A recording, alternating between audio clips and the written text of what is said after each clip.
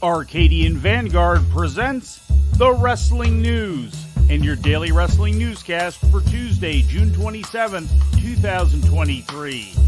Good morning, I'm Mike Sempervive. We begin today with last night's edition of Monday Night Raw, broadcast live on the USA Network from the End Market Arena in Savannah, Georgia. In the main event, Cody Rhodes defeated Damian Priest despite outside interference from the rest of Judgment Day.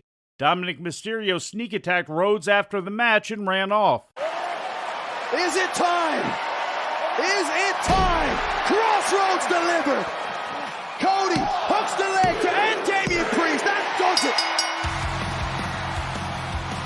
Here is your winner, the American Nightmare, Cody Rhodes!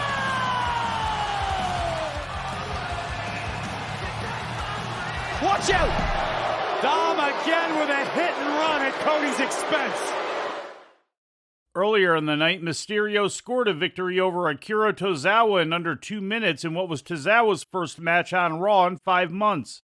NXT champion Carmelo Hayes made his Monday Night Raw debut on the show, falling in defeat to Finn Balor. And now ascending the ropes, this could be it. Coup Grace! Just like he did to Rollins 3 times last week, and this one puts Hayes away. Here is your winner, Finn Balor! Hayes had previously clashed with Balor when he made the save during a promo segment in which Balor had attacked World Heavyweight Champion Seth Rollins. During another promo segment, Intercontinental Champion Gunther accepted the challenge of Matt Riddle for a title match on Saturday at the Money in the Bank Premium Live event. Later in the evening, Gunther bested Sami Zayn in a one-on-one match with some illegal help from Giovanni Vinci. A brawl between Imperium and the trio of Zayn, Riddle, and Kevin Owens followed the match. In other results, Ronda Rousey pinned Raquel Rodriguez in just over 2 minutes. Ricochet beat Shinsuke Nakamura. A brawl took place among the women's Money in the Bank participants during an in-ring promo segment, and the advertised match between Tommaso Ciampa and Miz never took place, as Miz attacked Ciampa on the entrance ramp before the match. In All Elite Wrestling news, AEW and New Japan Pro Wrestling Forbidden Door held at Scotiabank Arena in Toronto last Sunday drew the largest live attendance in AEW history to date, taking in approximately $1.2 million according to Tony Khan. That also makes it the third highest live gate for pro wrestling in the history of Canada, behind WrestleMania 18 at $3.9 million and WrestleMania 6 at $3.4 million. It was reported last night on WrestleTix that 13,519 tickets to Forbidden Door had been distributed as of 4:30 p.m. yesterday, out of a setup of 13,946. The new AEW gate record is expected to be surpassed by the All In event at Wembley Stadium in August, which is also reported to have already sold $8.3 million worth of tickets. In injury news, Bryan Danielson was hurt during his match with Kazuchika Okada last Sunday night at Forbidden Door, as he indicated during Sunday night's post-Forbidden Door press conference.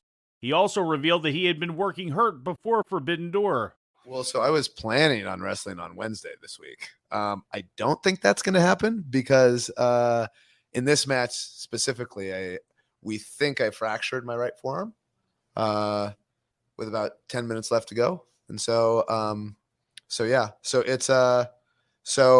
but talking to our doctors, and I love the AEW medical staff and trainers. I think it's going to be 6 to 8 weeks for this specific injury. The stuff after Revolution, after the Iron Man match with Max, had a torn labrum and then some compressed vertebrae and all that kind of stuff. It's normal wrestler stuff. The arm injury occurred during a spot in the match in which Okada delivered an elbow drop from the top turnbuckle. In streaming news, WWE has added more archival episodes of WWF Superstars to its streaming platform on Peacock and the WWE Network. The newly added episodes run from October 6th through December 8th, 1996, and feature such highlights as the Godwins taking on the British Bulldog and Owen Hart, Razor Ramon against Bob Holly, Brian Pillman interviewing Steve Austin, Mark Henry taking on Crush in a tug of war, Hunter Hearst Helmsley defending the Intercontinental title against Bart Gunn, and a rookie Rocky Maivia against TL Hopper. And before we leave you today, we'd like to remind you that however you consume your content, you can find the wrestling news 24 hours a day and 7 days a week across social media.